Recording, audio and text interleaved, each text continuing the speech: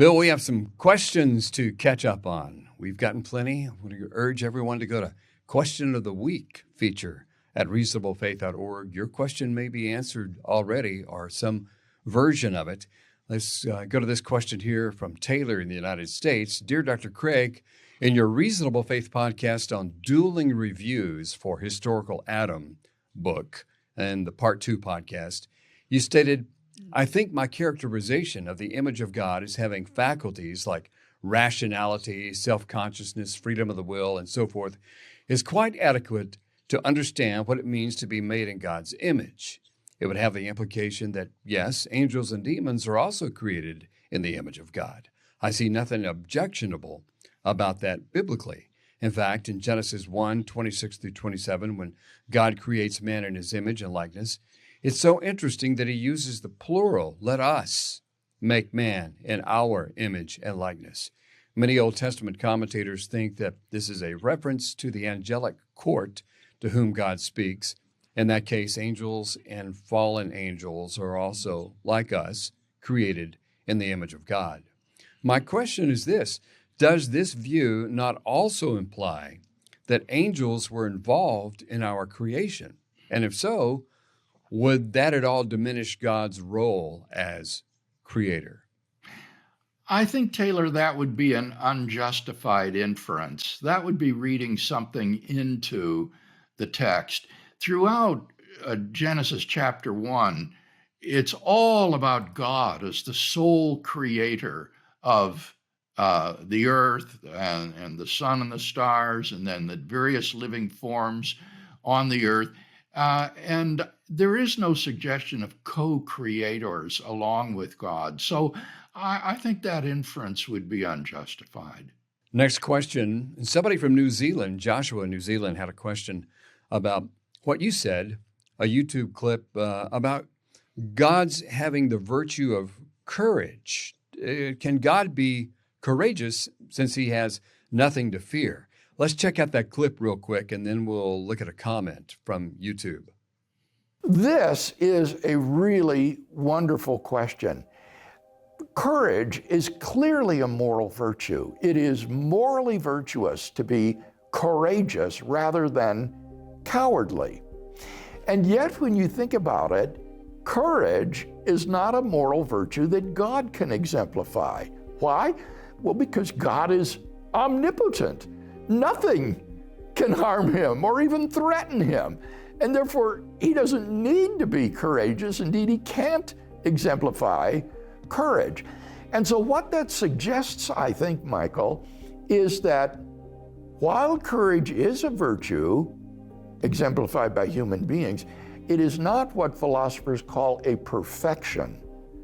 A perfection is a property which it is absolutely better to have than not to have. And no perfection can imply or entail an imperfection. And courage would be like that. To be courageous, though a good thing, implies an imperfection, namely weakness or vulnerability or something of that sort. So courage, I would say, is not a perfection. It's not absolutely better to have than not, and therefore not an attribute that God, as a maximally great being or perfect being, exemplifies. So perfect being theology would exclude certain properties from being exemplified by God because they are inconsistent with perfection. And Bill, I was looking over the comments on the YouTube page. Here's one that says, I would disagree. God may not be able to be threatened, but he can feel pain. He can feel grief and sorrow and disappointment as he has toward us many times. And so he therefore has the ability to dread that pain as he may have, placing Adam in the garden and knowing what he would do, or anointing Saul or David. He has courage in knowing he will feel that and going through it by loving us continually and having created us all in the first place. Okay, I think I know what they're getting at there, Bill. Yes, I I'm rather open to this alternative. I like very much what he says. I was thinking of courage in terms of being afraid of something, but facing it bravely. But what he's talking about is courage in the sense that God is willing to suffer for the sake of our redemption and in creating us. And that does make sense, that would be a courageous act on the part of God to undertake this kind of suffering. And so I'm open to this idea that maybe God does exemplify courage after all in that sense. Next question. Dr. Craig, I agree to the traditional view of hell as a place of eternal conscious torment, but I can't help but think that in possible worlds that contain those who die in an unrepentant state, it is at least logically possible that universalism is true. Would you agree that it's logically possible? Yes, we can answer that immediately. Yes, of course, it's logically possible. We live in a world in which people die in an unrepentant state and are lost, and yet it's logically possible that universalism is true. To say that means that there are other worlds, non-actual worlds, that are possible in which everyone either never sins or everyone freely accepts God's grace and forgiveness and comes to find salvation. And certainly worlds like that are logically possible. Then he continues, in short, assuming universalism is possible in a world in which some die in an unsaved state, then even for those of us who are convinced universalism is false, is there something wrong in holding the attitude expressed by something like the statement, I would be delighted if I were to discover that I'm wrong on hell and that universalism is in fact true? Nothing about doctrinal matters hangs on my attitude, of course, but it does help me know what attitudes are permissible to take on this issue. I ask because an unbelieving friend asked me if I at least hoped universalism might be the case, and I would have felt a little like Scrooge in saying, no, I don't hope it's true. I resorted to saying, well, I don't know what to think about that. It's Trent in the United States. Well, I would say to Trent that there's no problem at all in hoping that universalism is true, that everyone will be saved, but we know that it's not. Certainly there's a possible world like that, but that's not the actual world. As I think about Trent's question, Kevin, I wonder if maybe he has misexpressed what he's really asking. Maybe he's really asking, is there a possible world in which there are unrepentant people who die, and yet universalism is true? You see, he misphrased the question, perhaps. Is there a possible world containing unrepentant sinners who die, and yet universalism is true? And I would say, no, there is no possible world of that sort. If someone dies in his sins, then there is no salvation for such a person. So that person has freely rejected God, and I don't think God will override his free will to make him come to salvation. So while in a world in which there are unrepentant sinners who die, it is logically possible that everyone come to faith. Nevertheless, it's not logically possible to have a world in which both unrepentant sinners die and universalism is true. Bill, I tell you why else I think he was asking that question when I was thinking about it. A while back, this popular hardcore preacher went viral with a clip saying that he's going to be happy one of these days when he sees these people in hell.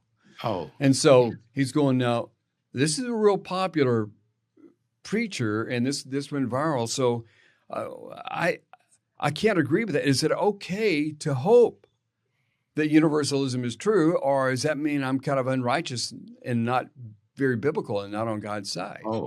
My goodness, I would say just the contrary, Kevin. Someone who delights in the damnation of other people, it seems to me, as someone who is spiritually defective. I think God's heart is broken at the prospect of people who refuse his grace and refuse to be saved. Yeah, God says, I take no pleasure in the death Mm, of the wicked. I mean, so we talk about being biblical.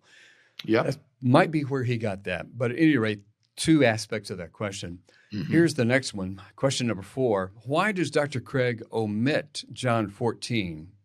I am the way, the truth, and the life. No one gets to the Father except through me. If you have seen me, you have seen the Father.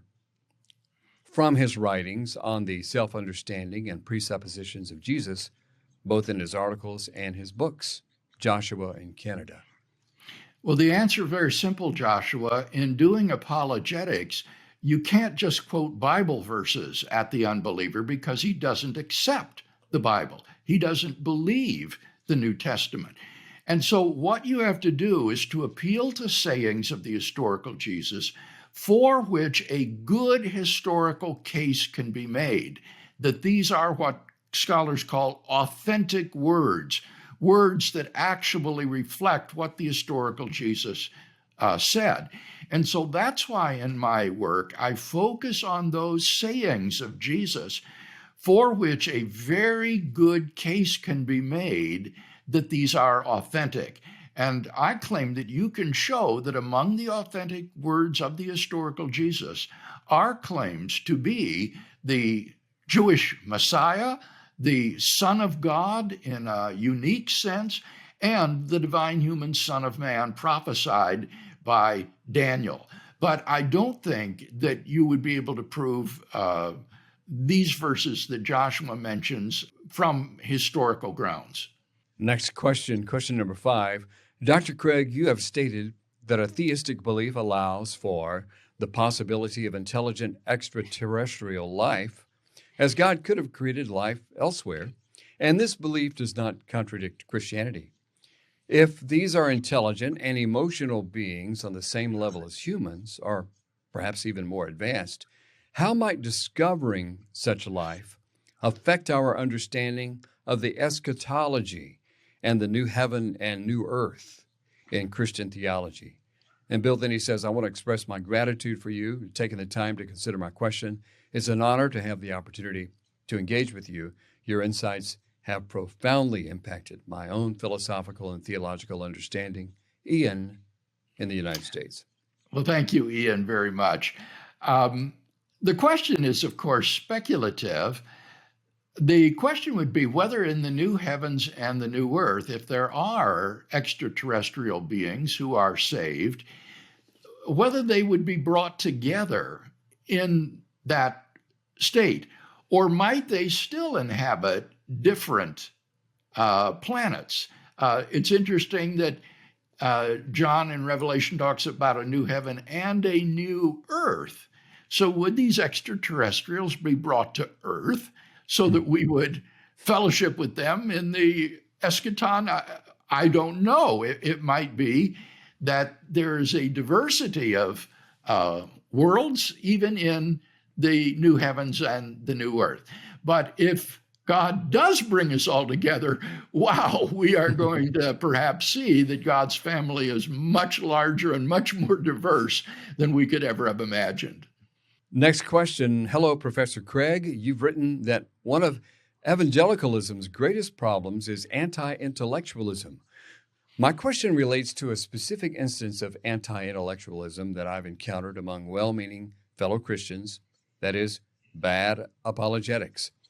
I don't wish to cause offense by name-dropping or listing specific instances, but the problem is rampant within the modern church, which I'm sure you know, and includes things like scientific obscurantism, uncharitable or straw man framings of opposing viewpoints, various informal fallacies used in apologist rhetoric such as to Koch and the genetic fallacy, and epistemic vices giving rise to denialism, conspiracy theories, etc.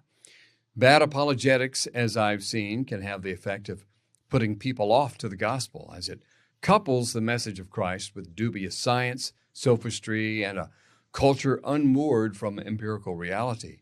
Yet I am at a loss for how to address the problem, for I find that if I call out these problems directly, I'm taken as an ally of skeptics, liberals, and atheists, whereas if I ignore the problem, it feels as if I'm enabling the problem, and I find myself struggling with resentment towards fellow Christians over their sincere but philosophically flawed attempts at defending the faith. How would you suggest that we address the problem of bad apologetics in the church in a way that doesn't lead to factionism or internal conflict, but that also isn't enabling? Thank you for your time and consideration. Luke, in the United Well, this States. is a very thoughtful question from Luke, but not one with which I have a great deal of familiarity. I don't read bad apologetics, and so I would be hard-pressed to give good examples of the sort of fallacies that he's referring to. But I think I can address the question that he raised about how do we handle the problem of bad apologetics in the church in a way that doesn't lead to conflict, but also doesn't enable bad apologetics. I think that the way you do it is that you yourself are proactive in teaching responsible, sound apologetics in the local church. This is what I aspire to do in our Defenders class in our local church. Every Sunday, I teach an adult Sunday school class called Defenders, in which we survey Christian doctrine and apologetics. And I do my very best to present responsibly good but accessible arguments and evidence for the positions that I hold. And I will not tolerate bad arguments.